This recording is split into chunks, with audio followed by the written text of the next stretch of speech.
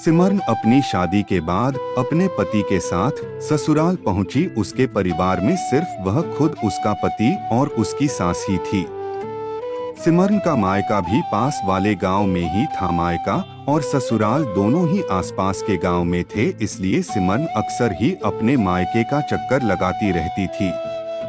कुछ दिनों तक तो सब ठीक ठाक चलता रहा, लेकिन महीना बीतते सिमरन और उसकी सास में खटपट होने लगी। सिमरन की सास को सिमरन का हर दूसरे दिन मायके जाना पसंद नहीं था। वह कहती, सिमरन सुनो, शादी के बाद ससुराल ही तेरा असली घर है। तू हर दूसरे दिन मायके जाएगी तो तेरे पति का और मेरा ख्याल कौन रखेगा।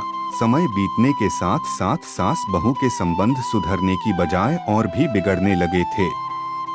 सिमरन अपने मायके जाने की आदत से बाज नहीं आ रही थी और सासू माँ उसे हर बात पर रोकने से नहीं मानती थी। एक दिन तो नौबत मारपीट तक आ गई। पति घर पर नहीं था, सास बहू में खूब हाथापाई हो गई। जब पड़ोसियों ने आकर बीच बचाव किया तब कहीं जाकर मामला शांत हुआ। गुस्से में आकर सिमरन अपने मायके चली गई। उसने सोच लिया था कि अब जो भी हो जाए वह अपनी सास से बदला लेकर ही रहेगी। यही सोचकर वह अपनी मायके गांव में एक वेद के पास पहुंची। सिमरन ने वेद से कहा, वेद जी, मैं अपनी सास से बहुत परेशान हूँ। मैं जो भी काम करती हूँ उसे वह अच्छा ही नहीं लगता। मेरे हर काम में कमी निकालना और मुझे ताने मारना, बस यही उसे आता है। सिमरन ने बोलना जारी रखा, वेद जी, आप किसी भी तरह मुझे उस चुड़ैल जैसी सास से छुटकारा दिलवा दो बस। सिमरन बहुत गुस्से में थी। वेद जी बोले, बेटी, क्योंकि तुम्हारे पिता मेरे बहुत ही करीबी और बहुत ही खास दोस्त थे, इसीलिए मैं तुम्हारी मदद जरूर करूंगा। पर तुम्हें एक बात का खास ध्यान रखना होगा।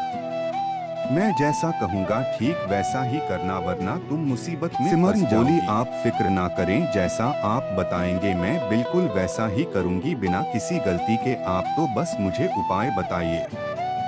जल्दी से वेद जी अंदर गए और कुछ देर बाद जड़ी बूटियां का एक डिब्बा लेकर वापस आए और सिमरन के हाथ में वह डब्बा थमाते हुए बोले, सुन सिमरन, तू अपनी सांस को खत्म करने के लिए किसी तेज जहर का इस्तेमाल नहीं कर सकती, क्योंकि उससे सारा शक तुम ही पर जाएगा और तुम पकड़ी जाओगी।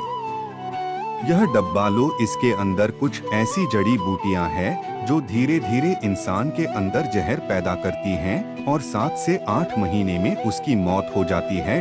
वेद जी ने आगे बोला, अगर तुम हर रोज अपनी सास के लिए कुछ ना कुछ पकवान बनाकर और चुपके से यह जड़ी बूटी उसमें मिला दो तो तुम्हें मुसीबत से छुटकारा मिल जाएगा। लेकिन ध्यान रहे, इस दौरान तुम्हें अपनी सास से अच्छी तरह पेश आना है। उसकी हर बात को मानना है ताकि मौत के बाद किसी का शक तुम पर न जाए।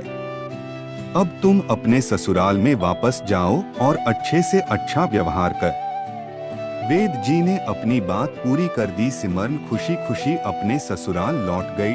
सिमरन ने बिल्कुल वैसा ही किया जैसा वेद जी ने कहा था। अब वह अपनी सास की हर बात मानने लगी। रोज उनके लिए नए नए व्यंजन बनाते ना थकती थी। अब उसकी सास घर घर घूमकर सिमरन की ही तारीफ करती रहती थी। इधर सिमरन भी अपने अच्छे होने का नाटक करते करते सचमुच में ही बदलने लगी थी। उसे अपनी सास में अब अपनी माँ नजर आने लगी। घर का माहौल इतना शांत और इतना खुशनुमा हो चुका था कि पूरा परिवार सुख के साथ रहने लगा। अब सिमरन को अपने सास की मौत का डर सताने लगा। एक दिन वह बहाना बनाकर अपने मायके गई और सीधे वेद जी के पास पहुंची। सिमरन ने कहा, वेद जी, मेरी मदद कीजिए, अब मैं अपनी सास को मारना नहीं चाहती। वह तो एकदम बदल गई है और मुझे बहुत ही प्यार करने लगी है।